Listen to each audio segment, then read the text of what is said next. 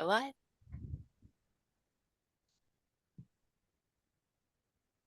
Good morning from New York.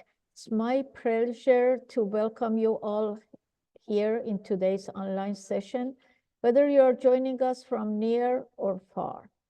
Your presence here reflects a shared commitment to advancing gender equality and human rights, and of course, CEDAW.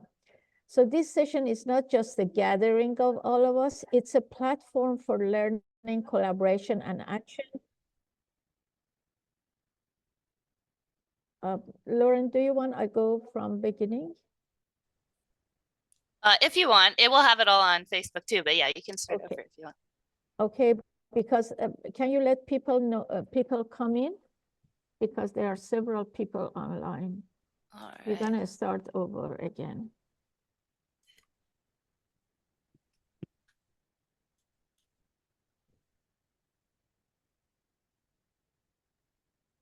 Yep, here they come. Welcome, welcome.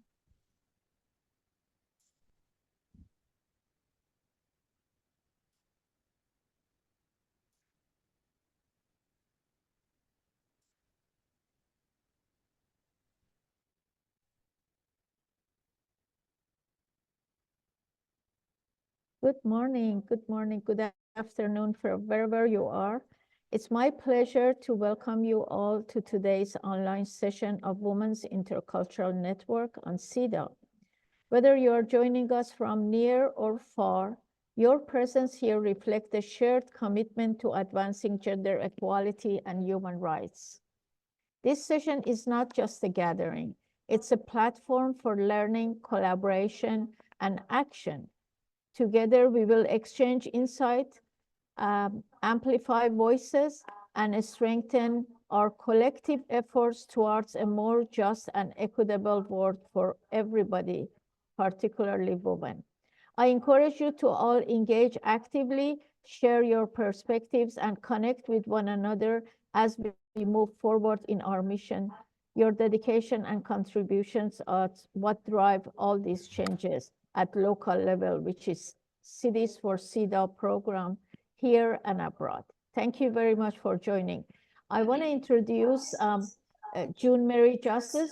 She's going to moderate this panel, and she is on the board, executive board of Women's Intercultural Network. Thank you. Welcome, welcome everyone. So wonderful to see all of you, friends and colleagues.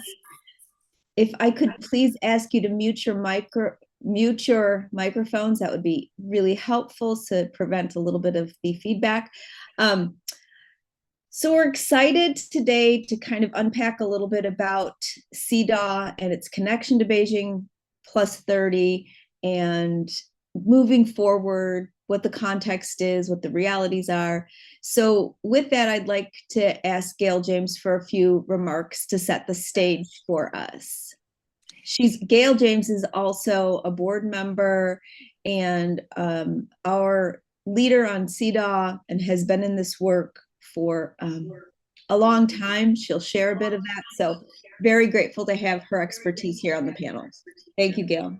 Thank you. And I want to remind everyone that the title of this session is Hopes and Realities, Connecting Human Rights Aspirations to Women's Lives.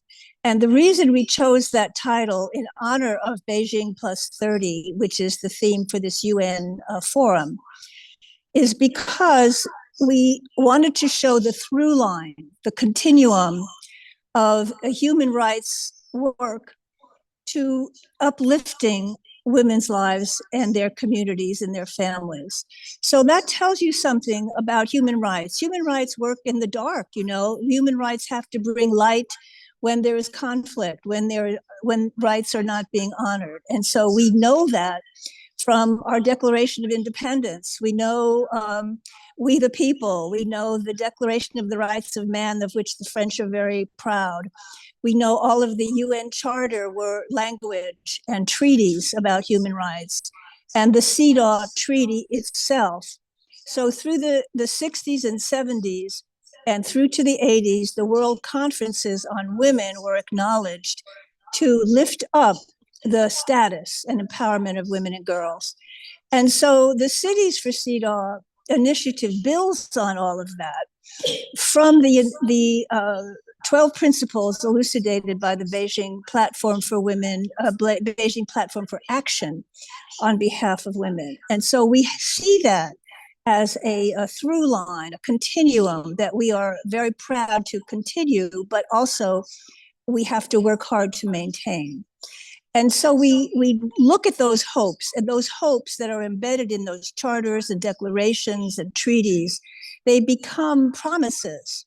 They become a blueprint and a roadmap for improvement of women and girls in their communities. But as we know from the philosophers, a blueprint and a roadmap is not a reality. So the realities are created on the ground, directly in our communities. And so in this session, we will hear a elucidated background from Dr. Fritz, whose students are here. I want to welcome them to this session. And we will also then look at the cities and counties who have directly implemented the principles of both the Beijing Platform and the CEDAW Treaty into the Cities for CEDAW initiative. And we have cities and counties represented here today. And then we'd like to move to other realities. If we are to do this work, human rights are not based only on ideas and concepts. They're based on data, on information, on real people's lives and what their needs become. So we need to have the inspiration of a data analyst and a strategic thinker, and we will have Sarah Kielholz who talk to us about why public policy is in the public good if it's based on good data. And we had asked Mary Hensel to speak with us today, who is unable to be with us. She will talk, her remarks were to be about a vision. How will we go forward in these conditions? Well, we will go forward, and we will talk a little bit together. We value your questions, and we will take a look at how we go forward on creating a new reality under the new conditions that we're living in today. So I pass it back to June Marie to introduce the speakers, and I'll see you on the other side. Thank you, Gail. Very much appreciate that context setting. Well, what I would like to do is introduce the speakers before they speak, just so that I'm not giving you a little bit about each of them and then we move into meeting each of them and we forget who's who. So I'm going to do it kind of as we go, and I'm hoping that some of you, can you turn down your volume if you're in the main room? If you could just turn down your volume, that would be great. We're getting a lot of feedback. Thank you so much. Okay, so as Dr. Gail James mentioned, we're talking about this through line of human rights from the Beijing Platform for Action to Cities for CEDAW. And with that, I would like to welcome Dr. Jan Marie Fritz, who's a clinical sociologist and professor at the University of Cincinnati, a distinguished visiting professor at the University of Johannesburg, and a mediator for the City of Cincinnati's new mediation program connected to the Law and Prosecution Division. She served with the CEDAW Task Force for Cincinnati, Ohio. So welcome, Dr. Fritz. Thank you. Thank you very much. Appreciate the introduction. I also appreciate your mentioning the University of Johannesburg. I'm just back from South Africa yesterday, and they don't like it when I don't mention the University of Johannesburg. So now I've done it 3 times. That will keep me out of trouble. We have an interesting audience today, people who know a great deal about this topic and some who are very, very new to this. So I'll try to speak to both. I was asked to talk a little bit about the history, and to tell you the truth, it had been a long time since I'd looked at that Declaration and Platform for Action from Beijing in 1995, and I'd always seen these glowing talks about it, you know, the best instrument, bold, engaging. Even now people talk about it like that, and having the chance to take a look at it again, I realized why they were saying that. For instance, just one issue, the CEDAW Treaty, which I'll talk about in a minute, mentions girls once, But if you go through this document, it mentioned girls, children, it's very comprehensive. For those of you who are new, something in 1995, you might think that's the first time anybody got together to talk about women's issues. It isn't. There were many other conferences, some small, some big, to talk about these issues. But this one has had a lasting impact. It begins by saying it's a declaration, and there are differences between when we talk about treaties and conventions, which everybody is supposed to do what they've said if they've signed off and ratified it, and a declaration. A declaration is a nice document, and it influences things. The Universal Declaration of Human Rights is the same kind of document. The Universal Declaration of Human Rights got translated into many languages, and it has served as a base document for many countries' initiative to move forward on human rights and social justice issues. The Beijing Platform for Action and Declaration that was endorsed by 189 countries. Again, it's not like treaties or conventions, because you would have to have your head of government agree to it, then you would have to have a body affirm that. That's your largest legislative body. And I talk about this with a little reluctance, as always, when I go internationally, particularly because the U.S. has not moved forward on this. I think it's embarrassing that I, write about and talk about this, but I have to mention this. We have not, and we often don't move forward on UN instruments. So we've got 1995, this Beijing Declaration, Platform for Action, and I'd like you to close your eyes and think about any meeting you've been to. Have there been 30,000 or 40,000 activists there in addition to somebody representing 189 governments? For most of you, you've never had that experience. The UN recently got rid of the open-ended working group on aging, and I always thought working group must be some small something. It was a representative from every country, and the room there was packed again with activists who care about the human rights of older people. That's moving to the Human Rights Council. I'm hoping we're going to get action on that. So we have this Beijing Declaration and Platform for Action, 1995. And a lot of people cared about it, and there were things that moved forward in countries. 2000, we get to the, before 2000, 1979, the CEDAW, this Convention on the Elimination of All Forms of Discrimination Against Women. Nobody can remember that long title, so everybody calls it CEDAW. And that's from 1979. What's interesting about that document is it just doesn't talk about human rights. It has this tiny little part which says you not only have to do something about this, but that you must go before a committee, provide a report, and it allows NGOs to comment on it. A lot of times when I talk with students, I say, if you're writing about a country, I say, go look for the NGOs that have commented on something on CEDAW. It really gives you an eye into a country you might not have seen before. So we've got 1979 CEDAW, and I said it only mentions girls once. It may be a stronger statement on abortion in that first document rather than the CEDAW, but again, it's something that's a base. From that, in 2000, we get an action by the UN Security Council. They put in UN Security Council Resolution 1325, Women and Peace and Security. Bad English, we don't put two ands there. So you'll see a lot of people now just calling it Women, Peace and Security, one and. But it's from 2000. And several years into having this passed, where the Security Council thought it was going to go forward, they noticed nothing was happening. First from the head of the Security Council, and then from the Secretary General. So there were suggestions that there be national action plans, and we have those. And in some countries, they're very good, particularly war-torn countries.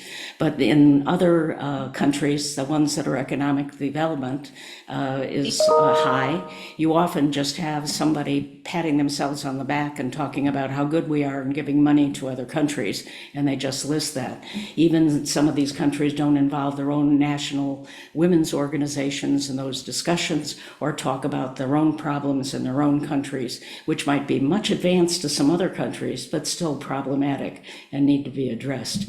So we've had this long struggle coming up here. But what's interesting about that passage in 2000 in the Security Security Council. It wasn't because the Security Council woke up one day and thought we ought to move ahead on women's issues. And it wasn't because they only thought we don't want them killed and raped. That's the only things we're concerned about. What happened is NGOs, non-governmental organizations, really took the lead in doing something. They contacted everybody. They looked ahead to see who should be the head of the Security Council when this thing moved forward. And they had the support of Anwar al-Chowdhury, who was an Undersecretary General of the UN at one point and an ambassador from Bangladesh. But I'd like to point out all the way through this, we're seeing NGOs from those 30, 40,000 activists to this point in time in 2000. And we're still moving forward on this. This gets us to 2013, when we start again with the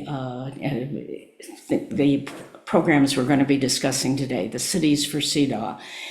It is true that at one of the meetings, I had learned about the Cities for CEDAW movement, and the class project many of these students are attending came from a class with the same title. So it was just a class project. And students all the way through kept saying, are you going to do something with this? And I really didn't think politically it would go anywhere. But all of a sudden, I found myself running a community coalition, and we managed to get in Cincinnati a resolution and 2 ordinances. But again, I want to point, and I think the really important point here are the non-governmental organizations. You've heard Gail talk as very optimistically. Many of us operate between pessimism and depression and optimism. It depends on which day you get us. Now, some of us are optimistic much more of the time than others. I tend to be the other depressed person. And coming back from South Africa, looking at the US in the last 2 months, while being in South Africa, it gives you another view of the country and what we have to do to move forward. So things are not easy often to move forward on women's issues, but I think we have a real challenge at this point. I support wholeheartedly Gail's optimism. We've got to find ways to be able to make this happen. We found them before, we aren't there yet, and we have to convince younger people that they need to join us in helping moving things forward. Anyway, I look forward to hearing from the people and what they're doing in the cities. Thank you very much for giving me an opportunity to talk with you. Bye. Thank you so much, Dr. Fritz. Really gives us sort of a looking backward perspective on the long road and push for these 12 areas of concern and for CEDAW and the evolution of CEDAW and the work we have in front of us. So with that, I would like to turn the conversation to our current realities. And to do so, I would love to welcome Alice Kitchens, who is a Human Rights Commissioner and Director for Gender Equity, for the Gender Equity Task Force, actually, in Kansas City. And they've been doing some wonderful work there, but also facing a lot of headwinds that we're all facing. So really excited to learn Alice's perspective on the current realities of CEDAW and Cities for CEDAW. So Alice, with that, the mic is yours. Thank you very much. Kansas City is now officially a city for CEDAW. Those of us in this work know that if you see one city for CEDAW, you have just seen one city. Our journey to this point took 10 city council, 2 mayors, and 2 city managers to get from resolution to ordinance. And then on January 19th, when this ordinance was passed unanimously, it was the same day that Joe Biden affirmed that the Equal Rights Amendment is the 28th Amendment in the Constitution. Going backwards, Gail James and I, in 2012, put together the Women's Equality Coalition, and it was an organization of different women's organizations in the sense that we could work together on issues of common interest. And so out of that, we started with Gail's influence on making Kansas City, Missouri, although we're metropolitan in scope, but to make our city an official city for CEDAW. Well, I have to say we did it backwards. we didn't, we knew the standards. We knew you had to have a gender study, you had to have a budget, you had to have a commission, you had to have an ordinance. We knew all those standards, but we didn't get them in that order. We got the resolution quickly, but we didn't get them in the order. And we did things that kind of built our path. We got a gender wage study done, and we analyzed it and critiqued it, and we were getting another one done. It's in the city budget now. We got one of our male council members to help move the ordinance to eliminating salary history in the hiring process. And that is really important. We got our city to pass the Pregnant Worker Fairness Act enforcement component in our city government. And as I said, we did it backwards. So in the process, our city council said, well, just, have the mayor appoint Alice Kitchen to the Human Rights Commission. Well, we did that. And then I quickly formed the Gender Equity Task Force. So we function in the city government as a part of a department that does oversight on MBE and MWBE and hears complaints of public accommodations, discrimination in employment and in race and such. And so that gave us a good place to be. And I say it was fortuitous. Our city council doesn't want to have any more boards and commissions. Many of them don't function, and they don't want to hear from any more people. So ironically, we ended up in a better place, and we're part of the city budget, and that helped us a whole lot. So I think that, as I said, we are in the proposed current budget. One of the things I would suggest is that with your city council, and how we got there slowly, was to befriend your city council members, get to know them, support them on their issues that align with yours. And in doing so, over time, that got us those pieces of legislation passed. So we knew that the basic standards are to work on women in decision-making roles, public safety, and discrimination and prevention of domestic violence and sexual assault, which is the hardest one of all. And we could measure the parity in elective and appointed office. That was easy. And we worked on public safety. The most difficult one is, as I said, domestic violence and sexual assault. In the gender study, be sure you pay attention to the difference between equality and equity in wages. And unions, of course, pay the same for the same job. So that's an exception. We, when the Dobbs decision was made, we had a listening session. And it was a session where we invited women in the metropolitan area to share their stories. It was not a debate.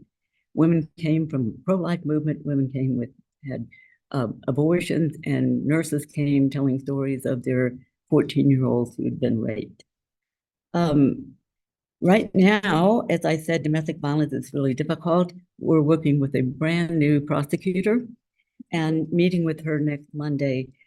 We had the benefit of our public library helping us to bring Lee Goodmark. If you're in Maryland, look her up. And if not, just look up her book, Imperfect Victims, Criminalized Survivors. And she shared with us the challenges of domestic violence and sexual assault. And what we know is that the system is a legal system. It is not about the survivors. Survivors are outside the circle of the process. And so we have much more work to do. And I'm excited to tell you that through the influence of the Women's Bureau, Department of Labor, and the enthusiasm and work of the Heartland Women in Trade, we have joined together with these groups and participated in a summit and had our own workforce event this January. And if you're familiar with another United Nations treaty, the ILO 190, which is about the trades and for us, the women in the trade. And these women have joined our forces and strengthened our work. And so I think the lessons learned are that know your city council, know how your city functions, and get close to those people, support them when they need you. It's about solidarity. And then timing is everything. And so, as I said, it took us 10 years and we did it backwards, but we got there. And I would also say that keep your members of your task force or your board or whatever you have engaged in tangible projects. And we worked hard because our membership of our Gender Equity Task Force represents all of the women's organizations, the League, the AAUW, the Women's Caucus, NACP, Coalition of Union Women, and so forth. So keep them involved and then stay engaged in your community. Thank you. Thank you, Alice. Those are incredible tips. I love that you brought in the ILO 190, because in this time that we're facing all of this intense pushback, it's really important to understand our strategic partners, to understand who we're well aligned with and who wield a great deal of power and can help us with maintaining human rights in a context where at every corner, every turn, we're just facing the rollback. So the work that you and Gail and your Gender Equity Task Force have done is nothing short of remarkable. So I'm hoping that we can continue to share that. And as Alice is holding up a book right now, or the study. Can you hold it still? It's our report. It's our annual. Hold it very still. Hold it up and hold it very still. This is our annual report. I love it. All right, Kansas City. Thank you again. Okay, so for more of the context of the realities, I would love to turn the conversation over to Parisa Ijadi Magsudi, who's a poverty and civil rights attorney and a law professor. As a commissioner on the San Diego County Commission on the Status of Women and Girls, Parisa took a lead in drafting the county's CEDAW ordinance. Parisa, welcome, and the floor is yours. Thank you so much, June Marie. And please let me know if you can't see my slides. I'm not hearing any objections. I'm assuming you can, so let's get started. So I am delighted to be here and honored to be here with my fellow panelists. And I'm here to speak about CEDAW, the implementation of the principles of CEDAW in San Diego County pursuant to our recently adopted ordinance, and the importance of data transparency, because as you will see from our implementation plan, we are in the first stage of implementation, which requires a baseline analysis to identify inequities so we as a county can take steps to address those inequities. What you should see on your screen now is on the left side, you should see a link. If you type the bit.ly link into your browser, you will have access to our ordinance. And so as you can see on your screen, you have a quote from our ordinance about the implementation of CEDAW principles in our county. And you see that the county is required to ensure that a consideration of the intersectionality of discrimination is at the forefront of all efforts. And the county shall afford special attention to women in poverty who have the least access to opportunities. To do this, the county shall conduct intersectional gender analyses to identify, analyze, and eradicate barriers to gender equity and factors perpetuating gender inequity. And so here in San Diego County, we are incredibly proud of the language in our ordinance and the ways in which it aligns with this human rights treaty. And so on our call today, we have the current chair of the San Diego County Commission on the Status of Women and Girls, Chair Christine Custodio-Suero, who is leading the charge when it comes to ensuring that our CEDAW ordinance is effectively implemented. Because one thing I want everyone to take away today is it is fantastic to adopt an ordinance, but it doesn't have an impact unless you're effectively implementing the ordinance. You're effectively taking action to make change for the women and girls in your jurisdiction. And we've had a long history in San Diego County of strong commission chairs, including former chair Jenny Prisk, and allies who have helped us in our road to gender equity. And so the next slide you will see is the question of why adopt a local ordinance. And as you've heard from our speakers, and we'll hear from additional speakers, we pursue this at the local level because we cannot afford not to do so. This is an evidence-based, data-driven approach to identify, analyze, and eradicate barriers to equity. And jurisdictions that have done this have increased equity, removed barriers, and resulted in the improving of lives for women and girls. And so we want to keep in mind that today, in 2025, overtly discriminatory conduct is rare. We seldom hear actors say that they're announcing their intention to discriminate. But that not having direct evidence of an intention to discriminate does not mean there is no discrimination. Discriminatory effects occur when we either conceal well our intentions, or we are just careless in how we're implementing policies. All of that can lead to the same discriminatory effects, the same barriers that are just as harmful as intentional discrimination. And so that is why in San Diego County, we are incredibly proud that our ordinance does not just cover areas or departments or issues that are stereotypically women and girls. Instead, it applies to each county department, each office, each program, each board, each commission, and each other operational unit. And this includes the county's role as a service provider, as an employer, and as a community and business partner. And I just want to reinforce here that, the purpose is to disrupt and mitigate discriminatory effects and not perpetuate, even implicitly, gender bias.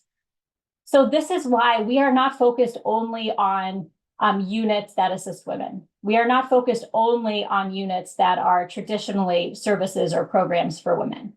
We focus on every single unit because that is consistent with the Human Rights Treaty, and it ensures, which calls for governments at all levels to respect, protect, and fulfill the rights of women and girls.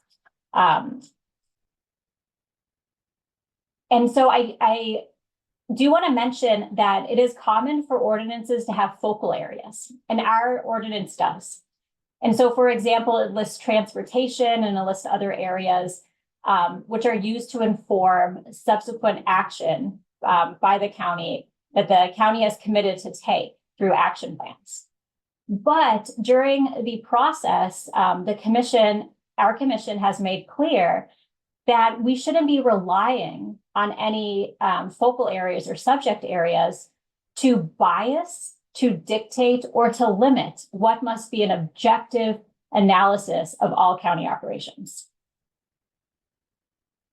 And so here you have the implementation schedule, which is on your screen, and we are in the red box on the left. So we're at the first stage of implementation. The ordinance was adopted in 2022, and we are conducting a baseline gender analysis of, again, all units. And this is significant because our county has allocated $500,000 to an expert consultant to conduct this baseline analysis, because this analysis will serve as the foundation for what you see as the second and third boxes, the development of equity action plans for each unit, and then also the development of a 5-year countywide action plan. And so the first box, the red box that we're in, is the process to identify what disparities exist so that we can then work directly with those on the ground running these programs and services who are in the best position to identify how to remove those barriers to develop action plans, to be able to take steps to further equity. And then we'll biannually update the action plans and move forward on regular analyses, the results of which will be compared to the baseline analysis so that the county can look back at the progress it's made on intersectional gender justice. And so why the focus on data? You can read the quote on this screen. And as you read it, you may think, well, this sounds really alarmist. Why would the government, subject to the CEDAW, local CEDAW ordinance, be interested in not providing the data or not providing the information that the advocates on the ground need to implement the ordinance? And the reason for this, I think, is it's a good reason. It's because it is very scary to open up the hood and show all the data that demonstrates how some folks in your jurisdiction may or may not be receiving services in an equitable way. And so what the data analysis does is it reveals disparities that may not otherwise reveal itself in any other way. And it is, it can be intimidating to do, but it is necessary. And here's one example. And so in San Diego County, historically, we had a program called Project 100. It ended only 4 years ago. And with Project 100, San Diego County was regularly failing to enroll a high percentage of eligible county residents in major federal safety net programs. Those are programs for people in poverty, including food stamps, CalFresh, Medi-Cal, health insurance, and CalWorks, cash aid for families with little kids in the homes. And this was at an estimated loss of $1 billion to the local economy annually. And so financially, we had a policy that wasn't benefiting the business interests of our county. And more importantly, this policy was disproportionately adversely impacting women, low-income women, and women of color. And so the policy was requiring all families applying for certain programs who are low income to submit to warrantless, suspicionless, and unannounced home visits by district attorney investigators. It was about 9,000 families a year who were subject to this. It was cost and existing work, and it had not been shown to be achieving its own purpose of verifying eligibility. And I'll put in the chat box a link to a great report by Public Interest Law Project about this. And so what it did was it criminalized women in poverty, disproportionately women of color, and it deterred families who needed public assistance because they were living in poverty. It had deterred them from applying and receiving assistance. And so there were then two lawsuits, a federal lawsuit and a state lawsuit challenging this program, one lawsuit challenging the discriminatory effects. But it wasn't until 2021, again, just 4 years ago, that our county, our county board of supervisors, including Supervisor Tara Lawson-Remer, took charge and ended this policy. So this is not ancient history. This happened very recently, and many of the individuals that I work with on a daily basis remember this policy because they were subject to it. And so if anyone's interested, fellow Commissioner Dr. Amy Nankus on our commission has done a tremendous thesis on this project, and I'd be happy to connect you with her. But the takeaway here is simple. CEDAW is essential because it allows us to uncover patterns of exclusion through data that we would not otherwise uncover. And once those disparities are identified, we can take affirmative steps to change the course that we're headed in. We don't need to wait on lawsuits challenging discriminatory effects. We don't need to wait on a county board to make a change. We internally can identify and change the trajectory of our county's efforts. And so again, I want to recognize Chair Custodio Suero, who's here in the audience, because under her leadership, the San Diego County Commission has prioritized in its 2025 agenda effective implementation of the CEDAW ordinance. And we have full faith that the county is moving forward to do so. And so I know we'll have questions at the end, and I'm looking forward to hearing from my fellow panelists, including the next panelist who has been very helpful on our San Diego County efforts. Thank you so much, June Marie. Oh my goodness. Well, if I was feeling a little downtrodden and a little less hopeful, Parisa, I really appreciate the work that you and your colleagues have done there in San Diego and its ripple effects elsewhere, and the learned lessons that you're sharing so that we can forward this work in all corners, contextually, of course. But wow, really, really appreciate all of the Herculean efforts that you've done there.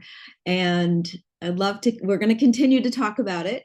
So in that vein, I would love to introduce Caroline Torren, who is a consultant with the Women and Girls Initiative for Los Angeles County, overseeing the countywide gender impact assessment.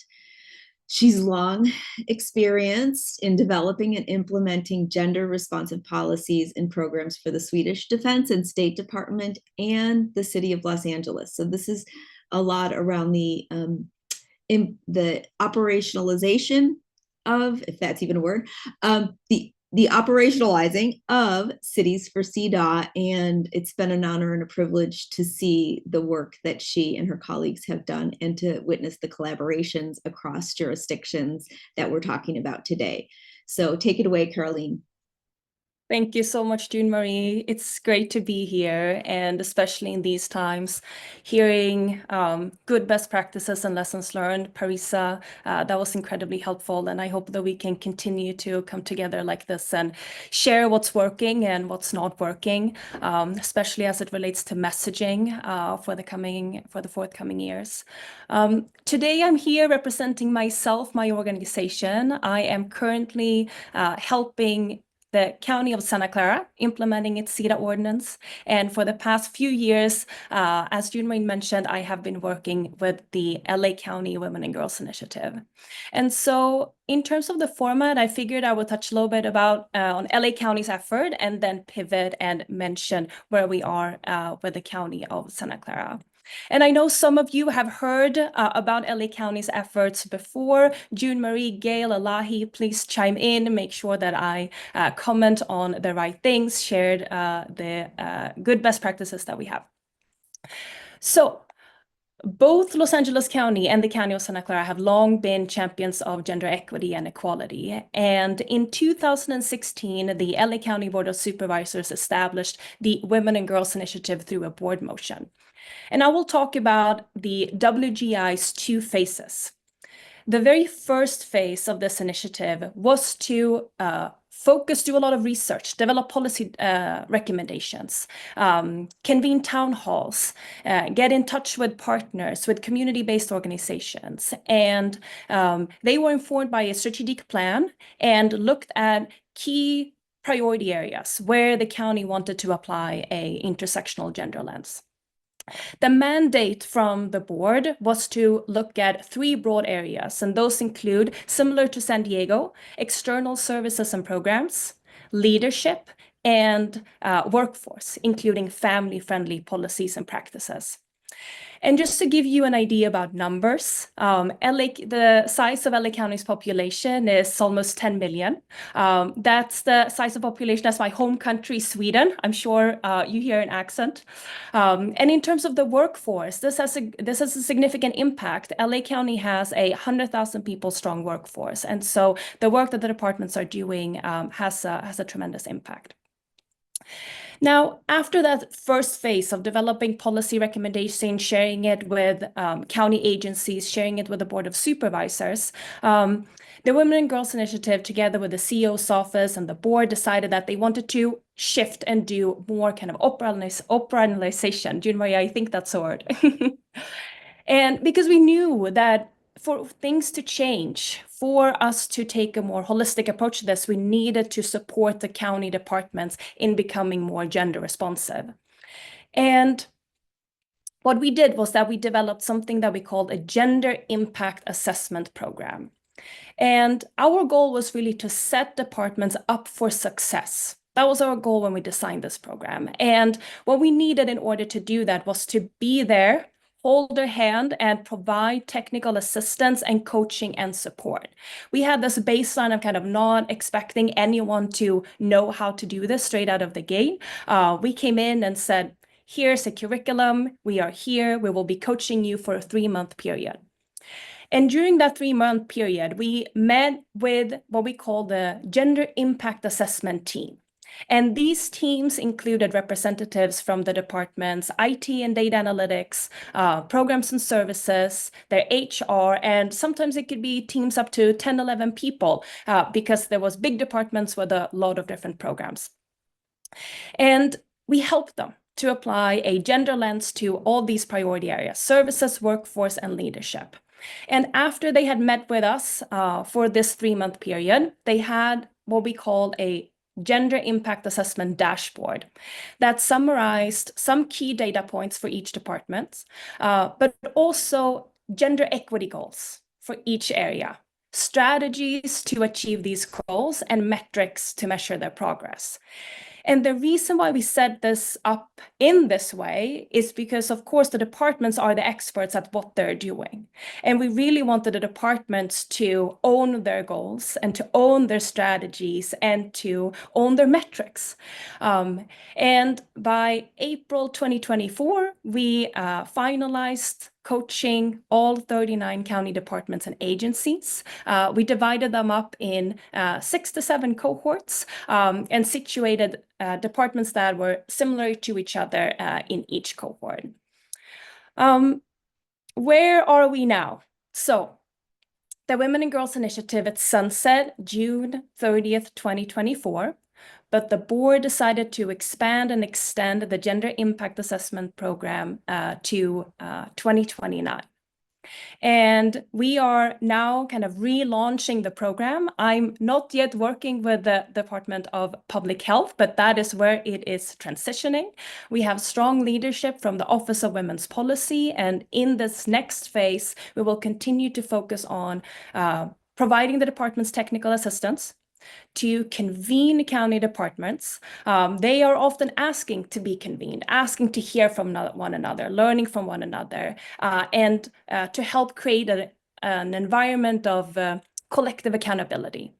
And then we'll continue to assess department's progress and report on it. That is something that we often get questions about, and that we'll try to kind of strengthen our efforts on and try to share it and make our efforts visible so that they inspire change in other jurisdictions. June Marie, how are we on time? I figured I could share a few some of the key ingredients that helped make the program a success. Sure. How about like another 2-3 minutes? Great. Okay, thank you. So I thought, Parisa, you shared good lessons learned and best practices. So let me share a few here. I think, and what we have heard, kind of starting with those partners, those agencies are most interested in advancing gender equity. Find your partners. Design and develop your program or your implementation plan with them to get their buy-in. Efforts like this can often seem intimidating to a lot of people, and so framing it as a pilot can sometimes help. Starting small, see what works, and then continue to expand it. In terms of your motions, text, don't let perfect be the enemy of the good enough. If you look at our resolutions and board motions, that they're no near perfect, but it helped us to get a start. We put in them what we needed in order to get this far. As we were dividing it up and working with different cohorts, we could, on a continuous basis, apply what we learned from each cohort. So as you can imagine, our very final cohort had a much greater program than the first one. It was probably always pretty decent, but it was good to be able to work with the departments in that way and continue to apply what we learned. And then, of course, one of the big things, and I know that this is ambitious and can be hard. I know I'm blessed to work in jurisdictions where there's a lot of strong leadership for these type of efforts, but we were able to get these gender equity goals to be part of the county's standard performance evaluation process, meaning that the department's heads' performance evaluation and their compensation are tied to the performance of their gender equity goals. And so the departments will continue to report on the progress on these goals for a 5-year period. And then very quickly on the County of Santa Clara, incredibly strong leadership there. I wish Nancy Brimo was here, commissioner on the commission up there. She has been a leader together with her fellow commissioners, kind of leading a long process to the successful adoption of the CEDAW ordinance. In its very first phase, the county has asked for an initial assessment and an operational framework to implement its CEDAW ordinance. And this is taking place, we're developing this as the county is developing its county-wide equity approach. In recent years, the County of Santa Clara has done incredible progress in advancing racial equity. Its racial equity initiative, it has collaborated with GARE, an organization I'm sure many of you are familiar with. And so now we have the opportunity to build on their work, collaborate with them, and make sure that the templates and strategies that are being developed, led by that team, will be having a gender responsive approach. And so that is where we are with the County of Santa Clara, and happy to take any questions. Thank you. Thank you. And I really appreciate you bringing Nancy's work into this and all the work that's happening up there. I hopped on their town public forum yesterday on the unhoused and its intersection with this work, and was deeply moved. And yeah, this is a great tool to help us to really address these things at the structural level. So thank you so much. And we're going to have a lot of questions at the end. I would love to, at this point, turn to going forward. And in that vein, what I would love to introduce Sarah Kielholtz. She is Women's Funding Network's Director of Data and Strategic Insights.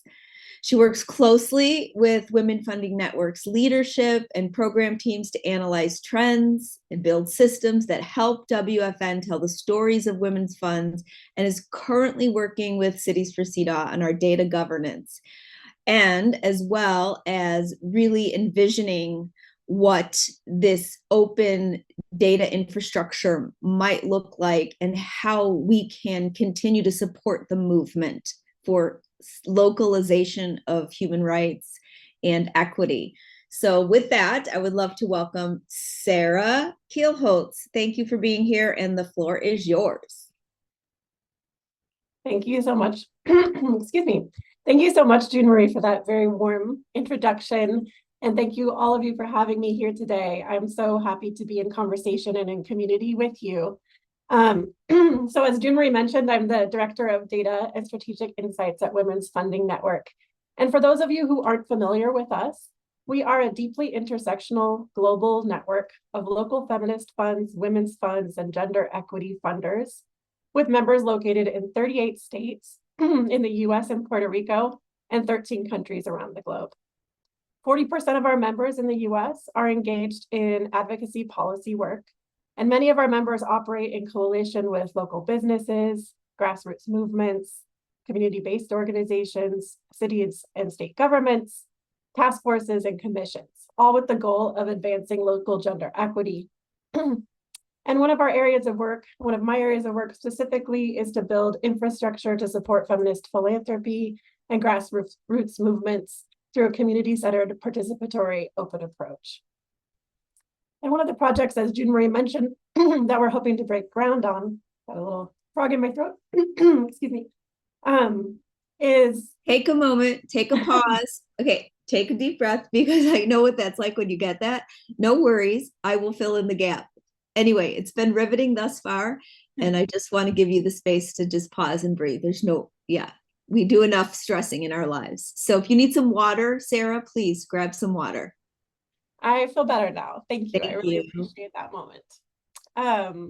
Okay, so what I was saying was, one of the projects that we are hoping to break ground on in partnership with Women's Intercultural Network and Cities for CEDAW is an open data portal to track the progress of CEDAW ordinances in the US, and to share jurisdictional data that has been collected as a result of those ordinances. And so far, we have been moving forward with our data governance committee to support that work. And we would like to continue on this project. I have to admit that until this year, I was operating under the assumption that we were moving in the direction of more open data, more inclusive categories, more disaggregation, mainstreaming intersectional analysis, closing data gaps, leaving no one behind. And perhaps because of these types of assumptions, we saw that there was very little funding for data infrastructure and closing data gaps over the past few years. Despite the gender data gaps that exist, that we all know exist, the prevailing attitude seemed to be, why do you need more data? We're literally awash in data everywhere. And in the US specifically, I was operating under the assumption that data as a public good was a shared value across the political spectrum, and that the issue was simply lack of disaggregation or a need for better infrastructure. This may be an understatement, but I have adjusted my thinking, and this my last year self seems somewhat naive to my this year self. I should have known it, and this is my American privilege operating right now, but as we've seen a shift toward authoritarianism around the globe, we've also seen a decrease in available indicators for Sustainable Development Goal number 5, which is gender. And as we all know, we've also seen rollbacks on women's rights. Teresa, your example of CalFresh resonated strongly with me and is such an important example. Similarly, at the national level in the US, we've seen an administration removing non-binary and transgender identity from government databases, documents, and research. We've also seen that 990 data is not currently available through the IRS master file through their portal. We've heard from members in our network who have built gender equity indexes based on American Community Survey data that those connections are down and they cannot update their indexes. Additionally, the Equal Employment Opportunity Commission has telegraphed plans to end collection of race and gender data. I take these attacks and rollbacks and obfuscations as a sign of the power of demographic data to shed light on discrimination. And Parisa, something that you said in one of our data governance meetings over the summer really stuck with me, which is that demographic data is so important because it allows us to understand outcomes without needing to prove intent. Another piece of wisdom that I carry was from our last conference from Krishanti Dharmaraj, who argued that the absence of disaggregated data is also a form of discrimination unto itself. And we know that when data is aggregated, when race, ethnicity, and gender are not broken out, it tends to benefit the majority the most. I was recently at the UN World Data Forum in Medellin, Colombia in the fall. And someone mentioned that in their country, the government counted the number of trans people who were murdered, but they had no idea how many trans people were alive. We are at a moment of tension within our data systems, where in many countries, it may be dangerous, and here included, it may be dangerous to be counted, and that is by design. But of course, the irony here is that we are also living in the age of big tech, and each of us likely have profiles that include our race and gender identity, along with many, many other data points and psychological profiles. And in the US, we don't have privacy protections that govern that data. I recently received a notification that my data had appeared in a data leak from a loan processing data broker that I had never even heard of. Several campaigns have emerged from UN partnerships that indirectly speak to the need for data that exists outside of government systems. Both the Data Values Campaign, the Partnership for Sustainable Development Goals, and the Copenhagen Framework for Citizen Data. I specifically want to lift up the Framework for Citizen Data, which has been promoted by NGOs, as Jan mentioned, which holds space for communities to share data for the purpose of advancing policy change, which also serves the purpose of closing data gaps about underrepresented communities through indicators that they've chosen about themselves. In many places, especially at the local level, data is validated through this framework through partnerships or national statistical offices. And the idea is rooted in intersectional feminism, that those most affected by problems are in the best position to identify solutions, which also means identifying indicators to track progress. At the World Data Forum, this campaign was ascendant. It was very exciting. There was so much energy about it, with strong interest from both national statistical offices and activists alike. An example that was shared was from an indigenous community in Peru who noted that their kids were struggling with transition from home to school in early grades. the community conducted a survey and documented languages spoken at home. And from that data proposed implementing a dual language approach for early grades, which ultimately improved student outcomes. The data on languages spoken at home also helped advocate for policy change and address a national statistical data gap.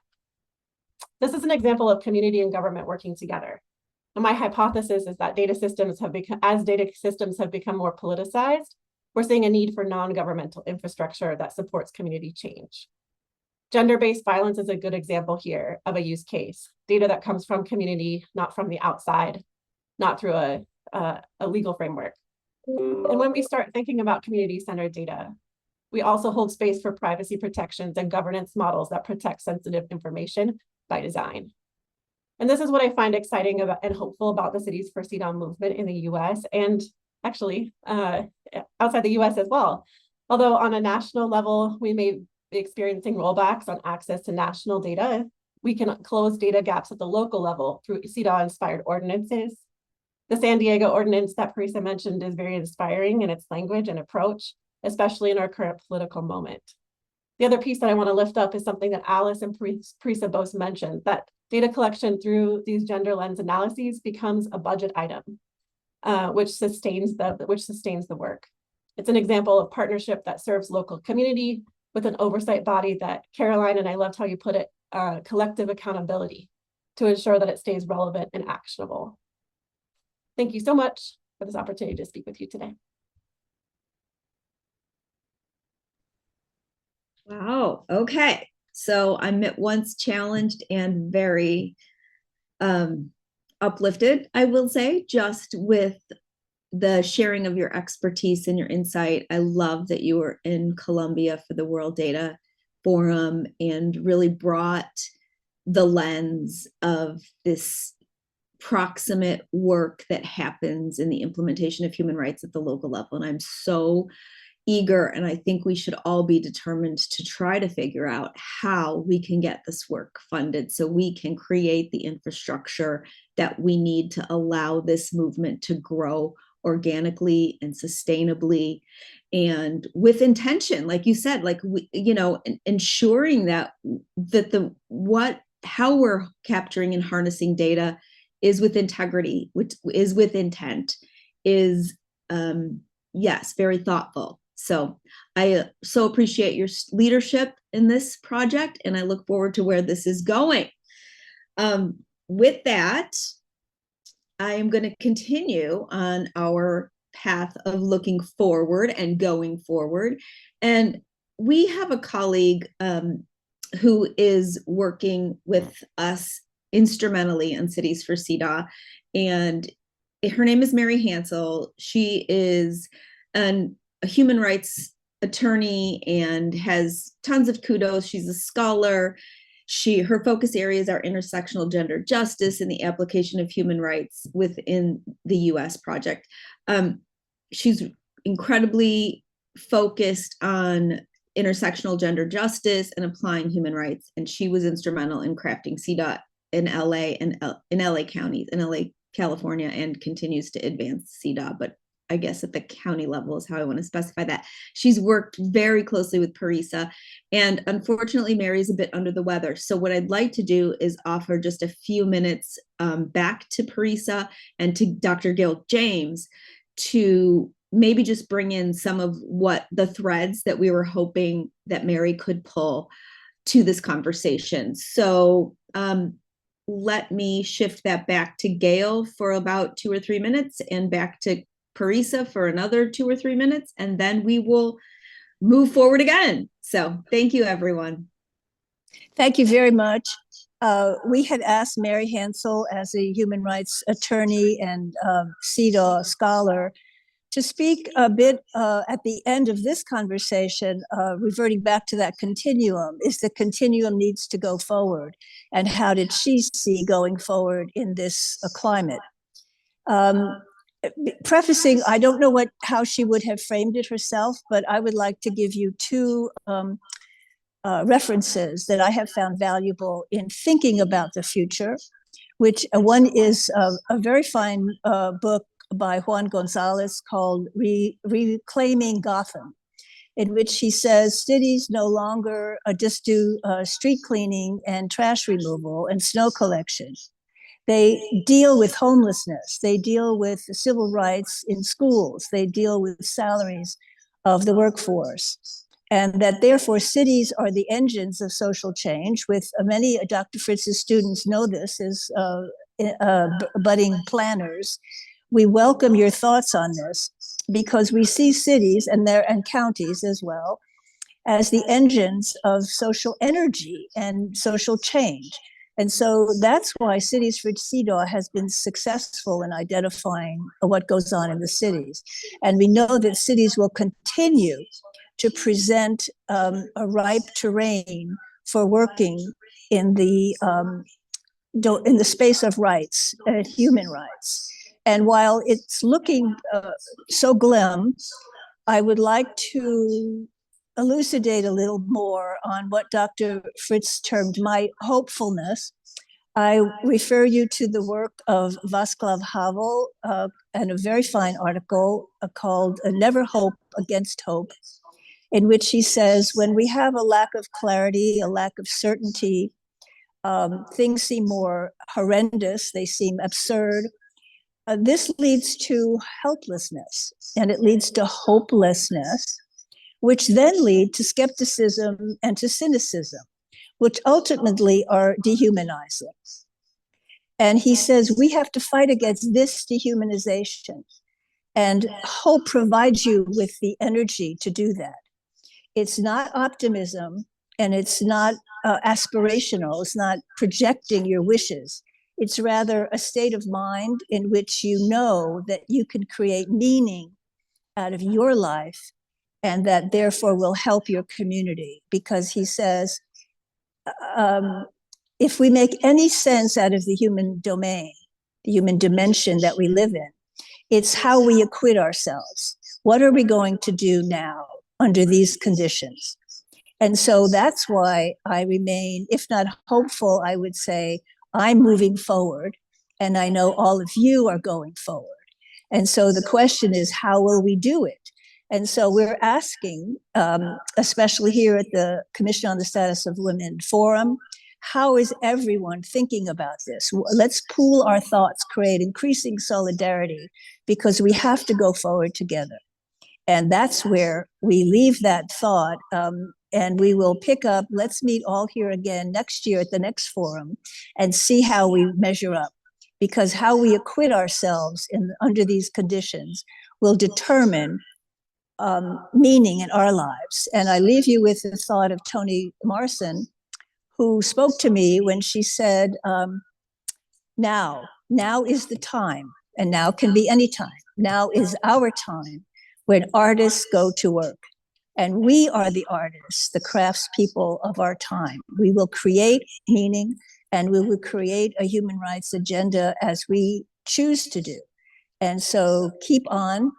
And I know that you will do that. And to the students who are here, we welcome you, and we know that you will go forward in fulfilling your aspirations, but also never hope against hope. Whoa, I love it, Gail. It was like a Gail James, I have a dream speech. Loved it. Thank you so much for for grounding us in hope. I know that for me, I have my own mantra is hope is a decision, and it's not a feeling. I have to wake up every day and I have to decide to hope. But I truly just want to appreciate you for bringing that kind of soulful wisdom into the space. Thank you. So we need it. We need it. We need it. It is not optimism. It is thoughtfulness. It is forward thinking, and it is crucial.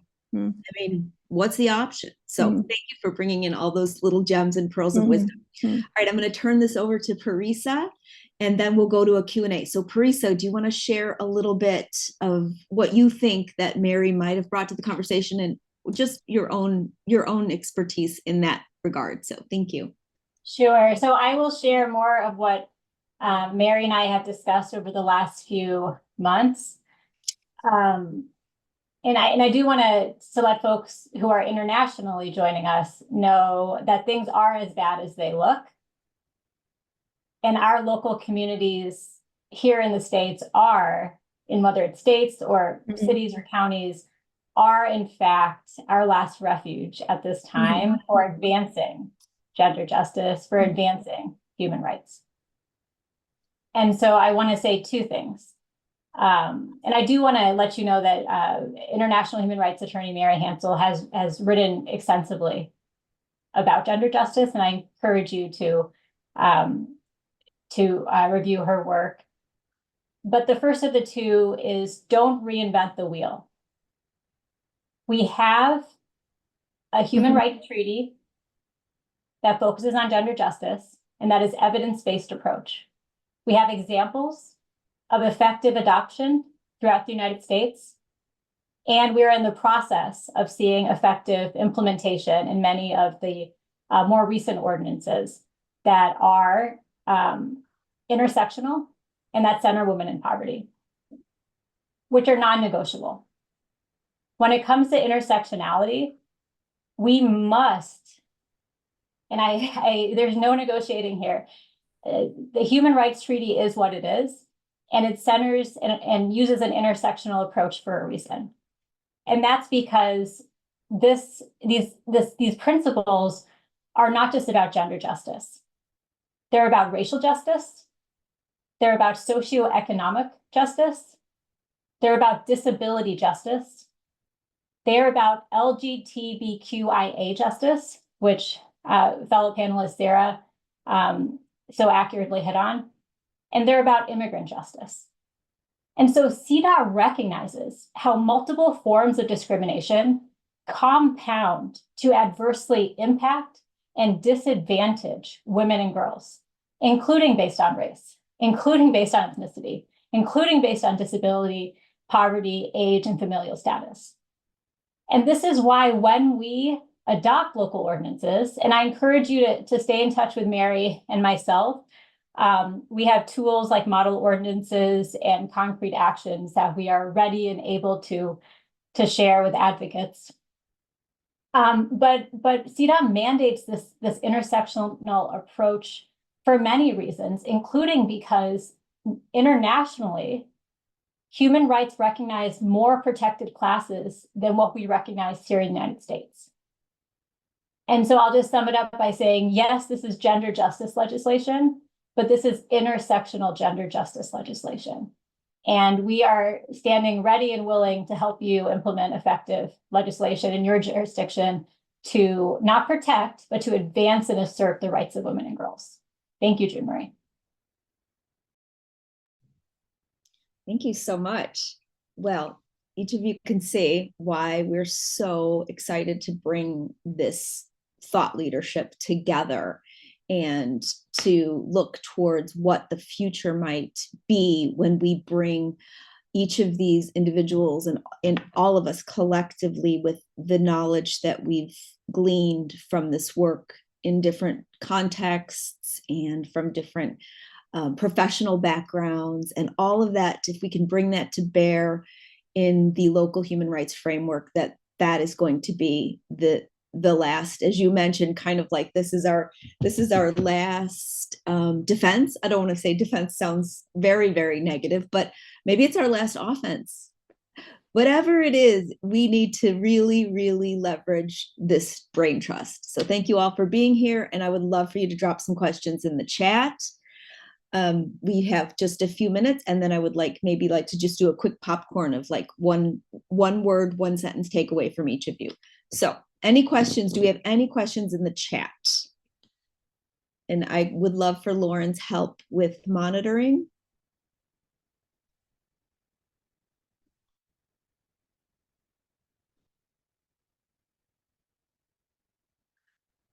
Okay, while folks are thinking, I would like to pose a question about what might the messaging, we always struggle with messaging, right? Like this, it breaks down, and while we're working on intersectionality, we also recognize that oftentimes work gets siloed, right? So I think in the effort of actually pushing this work forward, we somehow need to bring this under an umbrella.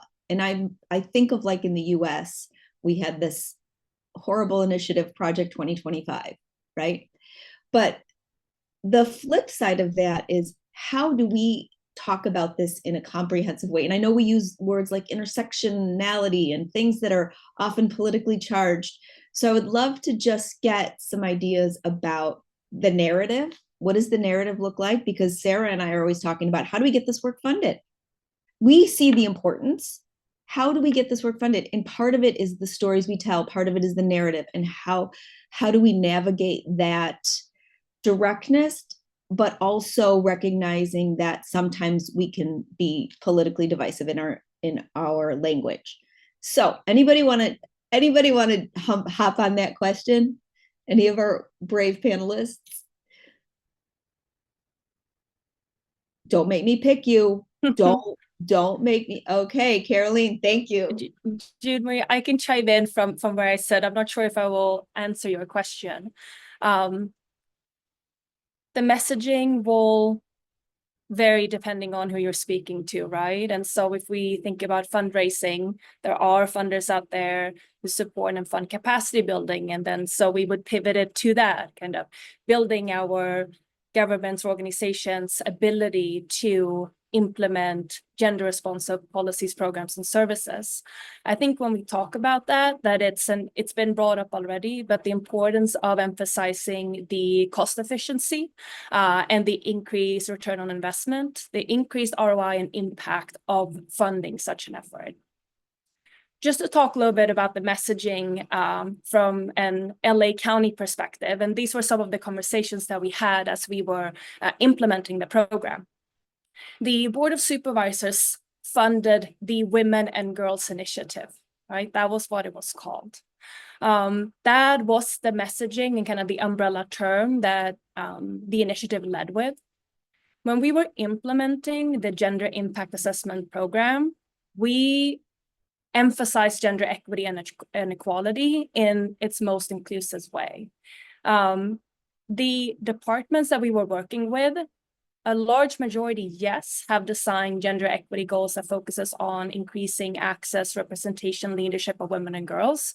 But many departments have goals that focus on men and boys. They have goals that focus on our subpopulations, again, in all their diversity. And I think using, at least in the implementation and getting the departments on board, making sure that we are explaining what gender equity and equality is, and that it's not only about women and girls. At least for us, we were able to help get more departments and more teams on board. One very concrete example where this came up over and over again is occupational gender segregation. Half of county departments, are struggling with recruiting men and boys into, or I shouldn't say boys, men into positions where they would love to increase their representation. So those are just some reflections about some of the discussions that we had around messaging. Thank you. Super helpful. Thank you, Caroline. And yes, as Alice even brought in, it's so contextual to where you are. It's not like one blueprint, which is why I'm really feel that this whole data infrastructure of leveraging what different contexts have faced, and then being able to extrapolate from that to other areas so that we can incorporate the lessons learned, and we continue to develop more and more, I think, efficacy in the ordinances that come out. Alice, do you want to chime in on that? Well, I was just thinking, as Sarah was talking about the elimination of so many data sources that are important, that must tell us something about the numbers are troubling for people in power, and they don't want to know the numbers. And that tells us something about the fear that we must be striking a chord. And in Latin America, they have a wonderful quote that says, we're not afraid of them because they're afraid of us. Yes. And to your point, I remember here locally, we had a commission. The commission did this study, a gender analysis with a bunch of stakeholders.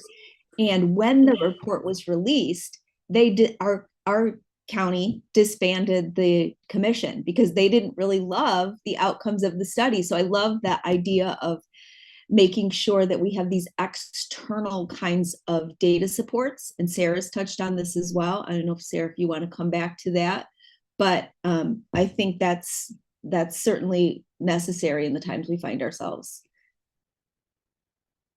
Do you want to comment, Sarah? Or Gail, do you have your hand up? Yes, Okay. I have a question. Go ahead, Gail. Actually, I have two questions. One for Dr. Fritz and one for Parisa. Dr. Fritz, I would be interested to know, since your current students, as I understand it, are in planning or planning and development or urban planning, what kinds of things are they asking you now about how the urban environment will progress? Because it will not only be about building roads and finding sources of federal and state funding for a building. What are they asking? What are their concerns? Well, thank you for the question. The students in a particular social justice course are in planning or in health. I think these are areas, the social justice and human rights are not much concerned with, or a focus in their program. So for them, many of these things are new. We've looked at human rights cities. We've looked at some children's now focus on having a city that's focused on fair rights for children. And many of these are international, but they're not very well known. And I think one of the things that they've been surprised about is how long it takes an initiative to go forward. I was always sort of embarrassed. It took us 2 years to get these ordinances in Cincinnati. To hear from Kansas City 10 years, I feel so much better now, But I think a lot of people don't understand that. I've watched Dayton trying to become a human rights city and how long it's taken to be able to do that. You've mentioned questions about how things move forward, like funding. I found that the city was saying it didn't have the money to do the kind of study that needed to be done. So luckily, the university actually came forward in several parts with money and also personnel to help. And I found one of the people in the coalition was involved with a women's group, and she had actually been a finance person for the city before. So it was really helpful to have her as part of this and to get her organization to contribute to having the studies put forward. So I think one of the things you got to pay a lot of attention to is not only the funding, but building a coalition with all kinds of people with different kinds of connections to be able to move something forward. One of the ones that surprised me was a large group of atheists. And I am an atheist myself, but I'm not part of this group. I was based in nearby state, but not in Ohio. And they were at a point where they were looking for an issue that they thought was important to move something forward. And one of the things we had to think about was when the city council was going to discuss this, I was worried who would be coming to attend this meeting, because sometimes that can influence what things are going on, whether people look supportive or whether they're talking in support or not of something. They just got everybody in their organization to come out. The whole place was filled with people who were interested in moving this forward. And I didn't know the organization before. I didn't know the people, but I've from the get-go, I've appreciated the fact that they would take their time to help with something like this. So sometimes it's identifying groups you don't know, being able to move out to be able to do this. And when we first did this, I told you it came out of a class project, and I had them interview on a number of organizations. They came up with a list of all the organizations in the city they thought might be interested in this, most of them having something to do with women or gender. But when you got them involved in it, I told them they'd have to really know what they were talking about when they met with somebody who was heading the organization or somebody was on the board, and they'd really have to know the organization they were interviewing. So a lot of them were a little surprised that they would have to spend this amount of time learning something about a local organization. But it put a lot of information in our community forward that the students wouldn't have had otherwise. And the last thing they were to ask them is, if we move forward with this, do you think your organization would be interested in being involved with it? I've done this with tobacco control programs out in California, and I learned there are some organizations who have people whose job it is to do this, and they do take usually a center role and a lot of impact in what's going forward. But a lot of the other people there, it's not that they're not interested, but you can't be asking them to do a lot of stuff that it might be difficult for them to be able to do.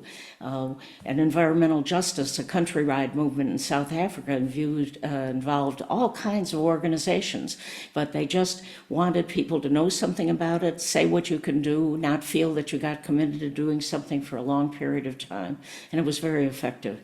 So I think not only the funding, but the coalitions have to be put together to be able to do that.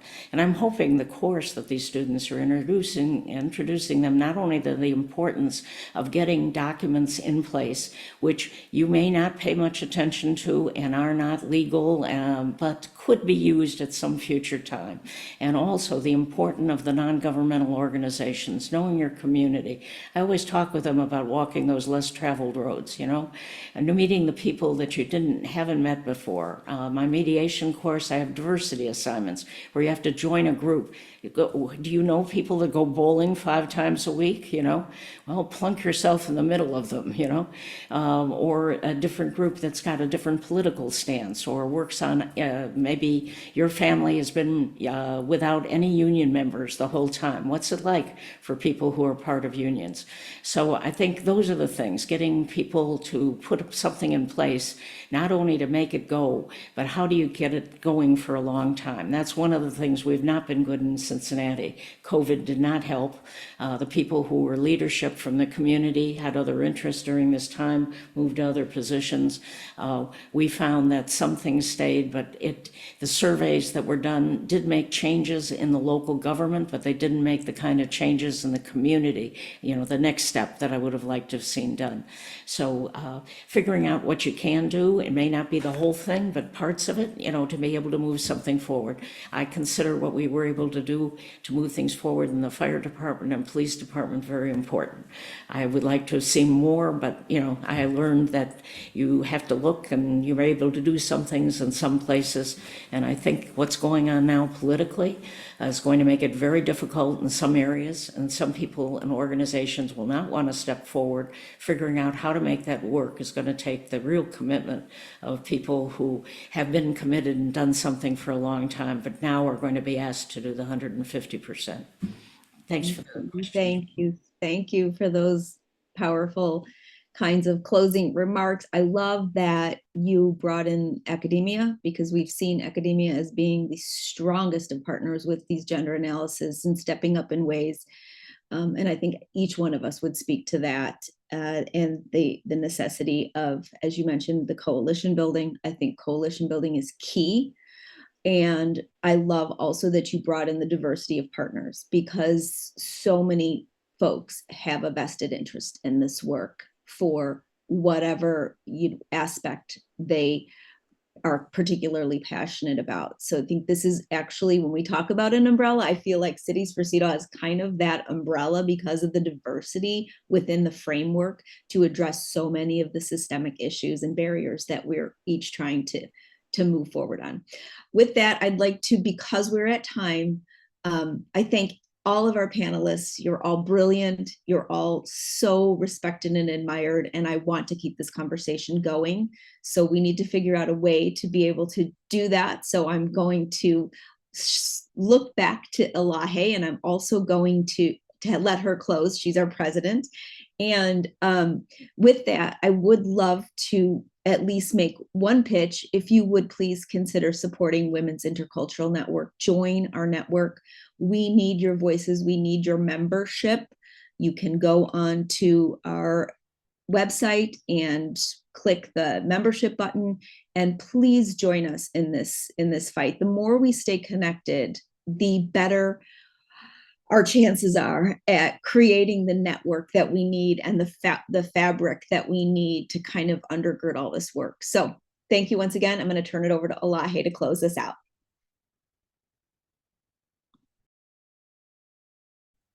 Elahe, you're muted. Thank you very much, June Mary, for moderating this session. This was truly an enriched discussion, sharing experiences from different perspectives. I really appreciated what Jan said. I think this is the time. Yes, we are going through a challenging time, but definitely this gives us, all of us individually, an opportunity to build coalition, to engage communities directly at the grassroots level, to across the movements, build a coalition wherever we are with other social movements, with labor movement, with other social movement.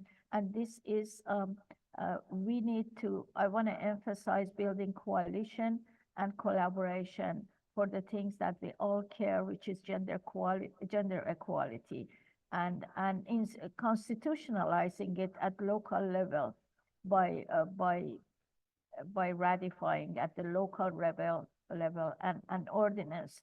So thank you very much for all being here. We will be in touch, and we are looking forward to have a summit of CEDAW sometimes in 2025, hopefully towards July and August, and we keep all of you informed. Thank you.